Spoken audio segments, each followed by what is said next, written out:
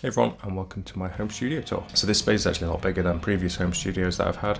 So rather than having racks of guitars surrounding me as I have done in the past, whilst it looks good, it can make for quite a cramped and option paralysis inducing work environment. So to the left hand side of the desk, I've got a rack that holds just 3 guitars, and typically here I'll have some kind of Strat telly and then something with humbuckers.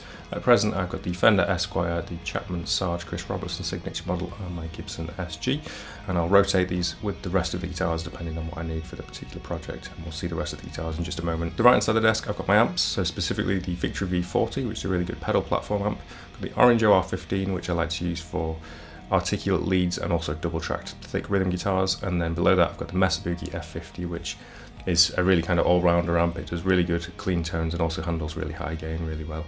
Each of these I'll run through the Capture X to my interface, and typically I'll keep this set to the default cap setting. Below the amps is my studio pedal board, which again is fairly minimalist. At present I've got the Korg Mini Tuner, the Exotic SP compressor, which is actually one of my favourite boost pedals.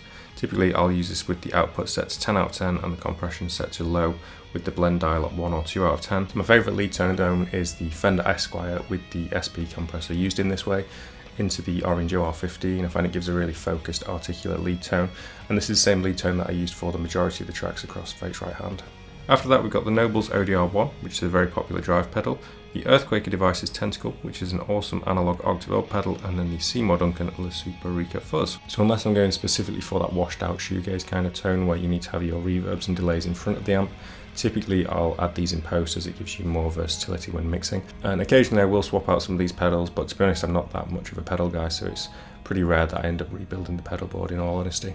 I do however take a DI signal from a radial DI unit just in case anything needs reamping down the line at a later date. Looking at the desk, I'm using this 140 by 50 cm laptop Surface desk, as the majority of the work that I do here is predominantly tracking guitars, be that for YouTube demos, for recording either my own tracks or remote sessions. Any mixing that I do is in the box, so I decided I just wanted a big flat worktop to work on rather than a traditional studio desk with rack space. On top of the desk I've got my computer, which is a 2022 Mac Mini, and then I've got a curved Samsung display, and for the interface I'm using it's the Audience Sono.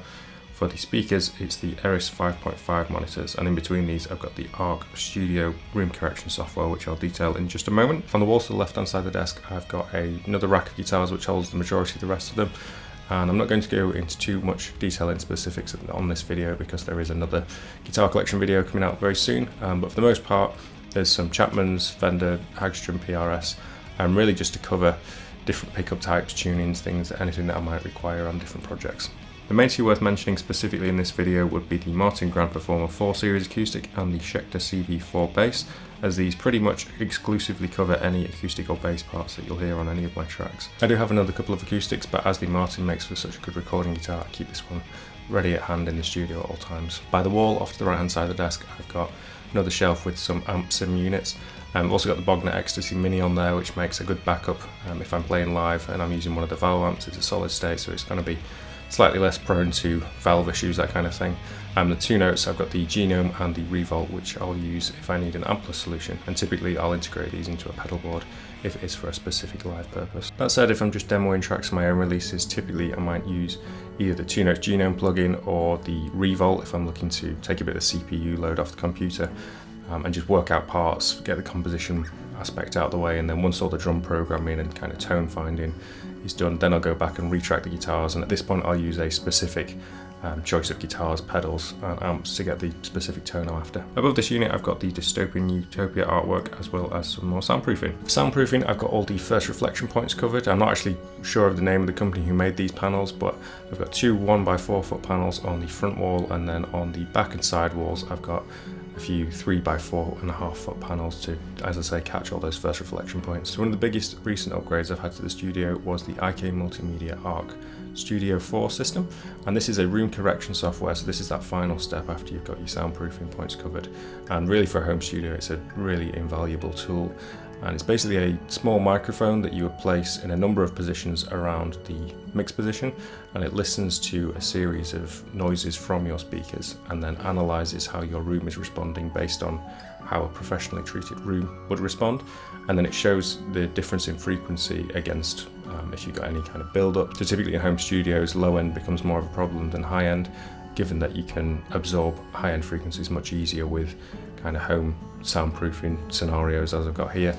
whereas bass traps and construction of a room will go much further into controlling those low end frequencies. So typically you might see bass end build up or bass end roll off, that kind of thing, and this software really just allows to kind of compensate for that and give you a much more accurate view of what your music actually sounds like when you're mixing.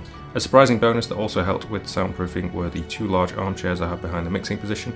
These are initially just intended for anyone who might be visiting the studio, but they do actually go a long way in absorbing sound waves firing towards that back wall. Any eagle-eyed viewers may have noticed there's a backdated copy of Guitarist magazine on the table between these 2 chairs. I keep that there more for sentimental reasons than anything else, as this was the first issue of a guitar magazine that I was ever featured in. To help with reflections from the floor, I placed a large area rug, which is actually one of my favourite pieces in the studio, particularly when combined with the chairs and some of the peripherals to make the room feel a bit more aesthetic, rather than just a big room full of gear, which all my previous home studios have been. And that pretty much concludes the studio tour. As I say, there will be a guitar collection video coming very soon, but if you did enjoy the video, please do click like and subscribe. If you've got any questions, drop them in the comment section. Otherwise, I'll see you in the next one. Cheers, guys.